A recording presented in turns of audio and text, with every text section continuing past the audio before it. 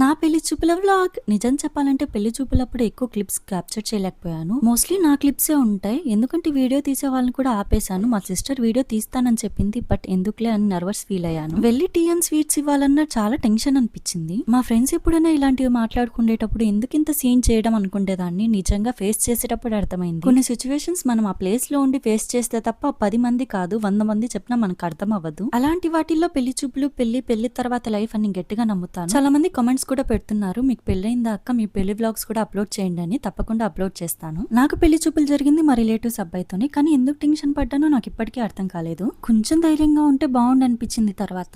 ఇంతకీ నాది love marriage అయి ఉంటుందా, అరేంజ్ మ్యారేజ్ అయి ఉంటుందా, గెస్ చేయండి సరదాగా. పెళ్లి చూపులప్పుడు అందరూ ఇలానే ఫీల్ అవుతారా, నేను ఒక్కటే ఇలా ఫీల్ అయ్యానో నాకు తెలియదు, బట్ చాలా కొత్తగా అనిపించింది. ఎగ్జాక్ట్ 20 days కి నా మ్యారేజ్ డేట్ కూడా ఫిక్స్ అయిపోయింది. నాకు తెలిసినంత వరకు ఒక విషయం అయితే చెప్పాలనుకుంటున్నాను. మన లైఫ్ లోకి వచ్చే పర్ఫెక్ట్ లైఫ్ పార్ట్నర్ కోసం అయితే తొందరపడి డిసిషన్స్ తీసుకోవద్దండి. కరెక్ట్ డిసిషన్ అయితే తీసుకోండి. ఫైనలీ నా ఫస్ట్ అండ్ లాస్ట్ పెళ్లి చూపులు అయితే ఇలా జరిగాయి. అప్కమింగ్ వీడియోస్ లో చాలా విషయాలు మీతో షేర్ చేసుకుంటాను. Meet you in next vlog. By by.